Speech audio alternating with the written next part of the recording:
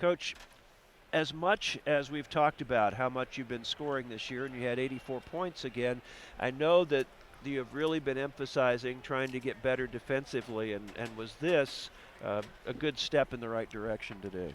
I think so, Mike. I thought we strung together quite a few stops there. I thought our defense for most of the first half was really, really good. We, at one point midway through the first half, I thought we were playing some of the best basketball we played in a while. So I think defense is a big part of that. Certainly toward the end of the half started to miss a few shots, and was it maybe in a sense a good way to finish the half in terms of the guys not getting too full of themselves, and just a little reminder at halftime that there's still 20 minutes of work left to do? Well, they were getting a little full of themselves. A couple of shots were quick or maybe not the ideal shot for that particular individual, and we were getting a little loose with our ball handling and passing, and we had some breakdowns on the defensive end. So at halftime, I just reminded them, I plan on having a very short day tomorrow, a mental day on Southern Illinois, but if we don't win this second half, which we haven't done the last two times against Loyola and Drake, then we will have a little more strenuous practice than you probably would prefer. So that was the deal I cut with them at halftime, and we come out and win the second half by 11. As good as you were defensively in the first half, maybe even a little more opportunistic in the second half, points off of turnovers in the first half only 3. You got 13 points off of turnovers in the second half. Yeah, I thought we got our hands on some balls. We blocked a couple of shots. The stat that's tripping me out a little bit, Dave, is that them points in the paint. I hope that a lot of those were late, because I thought we were really doing a great job of throwing it into Shaq tonight, and I thought we did a better job than them. But they won the points in the paint 24-20. On turnovers, we were 16-5 to the good, and I think that's what you're discussing. We were very handsy early on. We're having a lot of deflections and steals and block shots. And then in the end, not quite as many in the second half. We just played back a play, and I know it's the kind of play you absolutely love. You had a couple of those in the game at Terre Haute.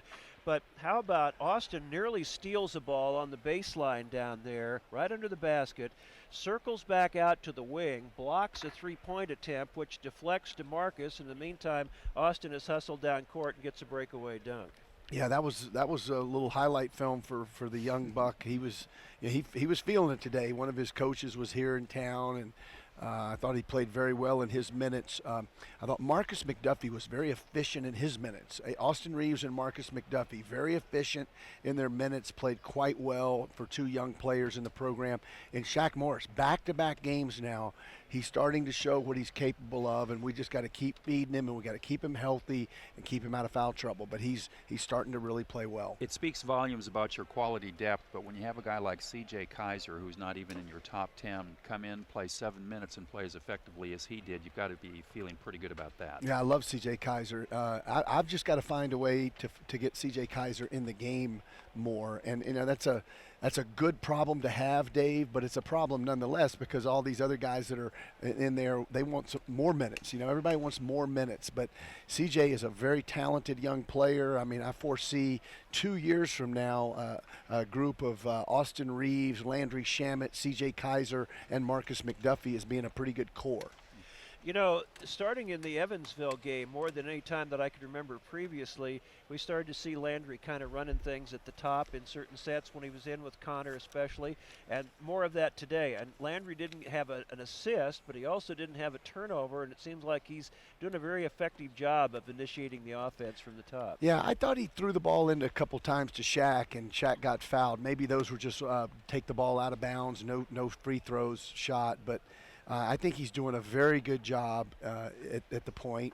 Deshaun was better today than he was at Evansville, and of course Austin and Connor and JR can also play the point. So we just got to keep working, keep getting better. The fact that we shot 41 free throws tonight was the emphasis is going inside, and they were doing very physical defense on our guys inside, and ultimately we got to the bonus. Brenton Scott, who's one of the better offensive players in the Missouri Valley Conference, gets only 7 field goal attempts and makes only 1 of those. Zach Brown and Marcus McDuffie with a little assist from Landry Shamet. But Zach Brown, that's what he's in there for. He was very selective on his threes tonight. He took a very good one in the left corner, and he had another one in the right corner that he probably should have taken, but he kicked it out to Connor, who made a very nice move to get a little floater in the lane. But Zach Brown's in there for defense and rebounding, and he gets a lot of credit for that. When you hold Brenton Scott to 3 points, and he averages what? 17. Almost 18. 18 points. So that's like 15 to the good for you, and that's why Zach Brown's out there. Congratulations on a good win, Coach, and enjoy the little shorter day tomorrow this way. That's right. All right, Shocker head coach Gregg